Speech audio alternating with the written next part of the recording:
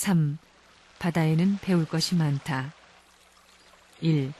바다처럼 천하를 품고 살아야. 바다에 다녀보면 참 배울 것이 많습니다. 하루에도 몇 번 변합니다. 세상에서 인심은 조석변이라고 했지만 바다는 조석변이 아니라 시시변입니다. 시간마다 변하는 것입니다. 가만히 보면 아무리 날이 좋다 하더라도 어느 골목에 가게 되면 물결이 좋지만 어느 골목에 가게 되면 바람이 부는 것입니다. 큰 바람은 아니지만 전부 다릅니다. 사람의 얼굴이 다른 것과 마찬가지로 물이 있고 산이 있으면 산이 높고 낮음에 따라 기후가 달라지는 것입니다. 바다는 천태만상의 묘미를 가지고 있습니다. 선생님은 자연을 좋아합니다. 바다를 좋아합니다. 바다가 얼마나 신비로운지 모릅니다. 물방울들이 전부 다이아몬드 구슬입니다. 이것이 반짝반짝하면서 문총재 것이다. 다이아몬드보다 더 값진 가치를 가진 것이 물이다 하고 자랑하는 것입니다. 왜 물이 자랑하느냐? 나 없으면 천하에 생명이 형성되지 않는다. 내가 있기 때문에 깊고 낮은 것을 수평으로 만들 수 있다는 것입니다. 바다가 얼마나 울퉁불퉁한지 알아요? 그렇지만 물이 수평으로 만들어 놓았으니 얼마나 기분 좋아요. 기분 좋고 보기도 천년만년 싫지 않게끔 파란 빛을 냅니다. 파란 빛은 위로의 색깔입니다. 왜 하나님이 파란 빛을 만들었느냐? 이건 앞만 봐도 필요하지 않습니다. 위로의 색깔입니다. 만물이 다 그렇습니다. 공중도 파랗고 바다도 파랗습니다. 그거 얼마나 이상적입니까? 하나님의 사랑에 잠기게 되면 전부가, 인간도 친구가 되겠지만 자연계가 다 친구입니다. 한번 그 성격을 알아놓으면 절대 변하지 않습니다. 그러나 인간의 성격은 천태만상입니다. 오늘은 요랬다가 내일은 변해갑니다. 그래서 인심은 조석변이요 산색은 고금동이라 하는 말이 있지 않아요? 사람의 마음은 아침 저녁으로 변합니다. 그거 무엇을 써먹어요? 그러니 동물만도 못한 것입니다. 바다는 천하를 품고 삽니다. 한 곳에 모여 구름이 되어가지고 산을 덮으면서 친구가 되고 비를 높은 데서 뿌리니까 사방으로 펴지는 것입니다. 놀라운 것이 물입니다. 물은 쉬지 않습니다. 천년만년 움직이는데 얼마나 피곤하겠어요. 문총재는 바다를 사랑합니다. 자연은 속임수가 없습니다. 높으면 높고 낮으면 낮습니다. 높은 데 있으면 이의 없이 공급해 줍니다. 문총재가 그걸 배워가지고 이의 없이 공급해 주는 것입니다. 이국 땅에 가더라도 나보다 못 살면 내 창고를 열고 내 쌀이 떨어지는 한이 있더라도 전부 나눠주는 것입니다. 수평이 되게 하는 것입니다. 그것이 다 물에서 배운 것입니다. 그래서 물을 좋아합니다. 하늘도 푸르고 바다도 푸르고 풀도 푸르고 다 푸르면 어떻게 되겠어요? 이거 질식할 것입니다. 그것이 내가 좋아하는 옐로우라고 한번 생각해 보십시오. 금방 실증이 날 것입니다. 또 딴 색을 갖다 놔도 얼마 안 가서 실증이 납니다. 그렇지만 그린은 위로의 색이라는 것입니다. 이건 언제나 푸른 것입니다. 그럼 사람은 왜 그린을 좋아하느냐?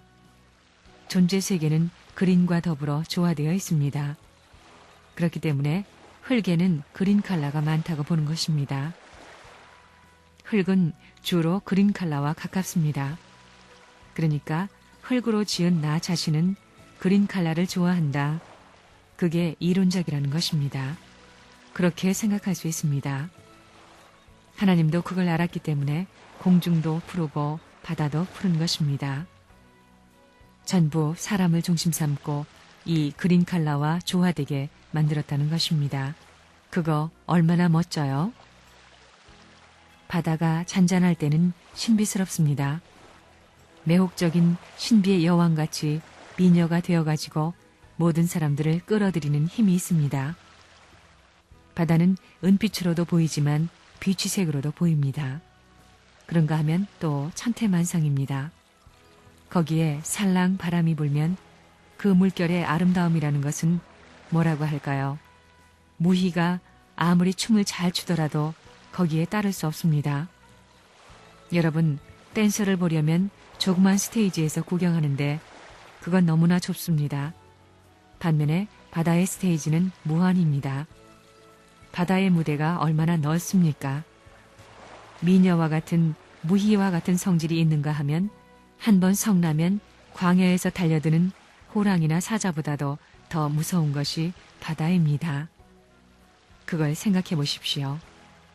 몇십 미터의 물결이 몰려오고 몰려갈 때에는 갈매기가 우는 것은 상대도 안 되는 것입니다. 내가 아무리 노래를 잘하고 내가 아무리 훌륭한 희극배우라도 웅장한 내 기세 앞에는 당하지 못한다. 이겁니다. 위세가 당당합니다. 고요할 때 쾌속 보트가 기분 좋게 쓱 달렸지만 여기에서는 오금을 못 쓰는 겁니다. 꼬리를 젓고 대가리를 젓고 이러는 것입니다. 물결을 타고 물결이 하자는 대로 하게 되어 있지 자기 기세가 없습니다. 자연의 힘은 위대합니다. 그렇기 때문에 바다를 사랑하는 사람은 교만할 수 없습니다. 바다에는 그런 위대함이 있습니다. 바다 문을 젖히고 들여다보면 거기에는 무진장의 어족이 있습니다. 황금빛으로부터 금빛, 푸른빛, 없는 색깔이 없을 정도로 많은 어족들이 살고 있습니다. 육지와 바다 속을 비교하면 어디가 더 아름다울까요? 육지도 아름답지요. 그렇지만 육지에는 꽃과 나비밖에 더 있어요. 그 다음에 아름다운 새가 있고 그렇지만 그런 것은 단조롭습니다. 꽃은 움직이지 않는 것입니다. 바다에 있는 호화찬란한 색깔을 지닌 아름다운 모든 수족들은 춤을 추면서 활동합니다. 그래, 어디가 아름다워요? 육지가 아름다워요? 바다가 아름다워요? 바다가 아름답습니다. 하나님이 왜 물이라는 걸 만들어 놨을까요? 하나님이 감상하기 위한 특별 장치가 물이다. 이런 말도 할 수 있습니다. 딱 숨겨두고 공개하지 않았다. 이겁니다. 이런 것을 볼 때 하나님은 육지보다 바다에 더 관심이 많을 것입니다. 또 미래를 생각하는 사람은 육지보다 바다에 관심을 갖습니다. 하나님은 나타나지 않은 미래의 이상가정에 관심을 갖고 있습니다. 그렇기 때문에 지금까지 지구성의 역사 이래 땅 위에 나타난 것에 관심을 갖기보다 나타나지 않은 미래의 관을 갖고 있는 바다 세계에 관심을 가질 것이라는 것은 필연적입니다. 이것은 이론적인 것입니다. 그런 입장에서 바다를 생각하는 사람이, 미래상을 동경하는 사람이 많아지게 된다는 말이 나오는 것입니다. 낚싯대를 들여놓고 앉아있을 때는 한가하기가 이루 말할 수 없습니다. 거기서 산보를 할 수 있습니까? 요만한 데서 움직이고 거기서 요리를 해야 합니다. 거기서 극장 구경을 할 수 있어요. 친구가 있어 놀러 갈 수 있어요. 조용히 해야 하니까 음악도 못 듣습니다. 그러니까 바다를 바라보면서 바다하고 하늘하고 얘기하는 것입니다. 바다와 하늘이 하나 되는 거기에 나 혼자 있으면 참 기분이 좋다는 것입니다.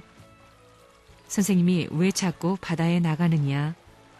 영적으로 모든 면에 이익이 많다는 것입니다. 내가 하루 종일 집에 있으면 정신이 산만해가지고 세계 선교사라든가 교회 문제 등 전체를 생각해야 될 것을 몇 분의 1밖에 생각하지 못합니다. 그러나 바다에 나가면 전체적인 생각이 듭니다. 그런 면에서 바다가 상당히 좋습니다. 그래서 낚시도라는 말이 나왔구나 하는 것을 느끼게 됩니다. 고요한 바다에서 한 쌍이 사랑한다고 생각해 보십시오. 그 바다가 이놈들아 나 죽겠다고 하겠어요? 그렇게 되면 고깃대가 와서 꼬리를 치고 구경하면서 좋다고 한다는 것입니다. 만물들이 그런 사랑을 바라는 것입니다. 자연의 모든 존재는 제발 와주소, 해주소 해가지고 그곳에 와서 사랑하기를 바란다는 것입니다. 여러분도 그것을 헤아릴 수 있고 느낄 수 있는 마음을 가져야 합니다.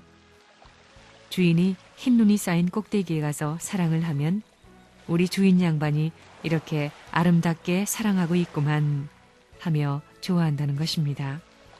그것을 원한다는 것입니다.